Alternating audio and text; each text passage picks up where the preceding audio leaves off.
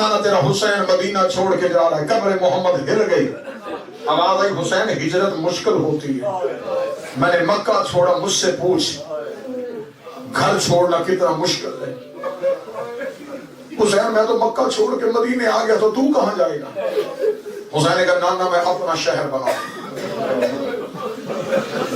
حسین شہر آسانی سے نہیں بنتے. میں نے یثرب کو مدینہ کیا, مجھ سے پوچھ میرا لگا کیا.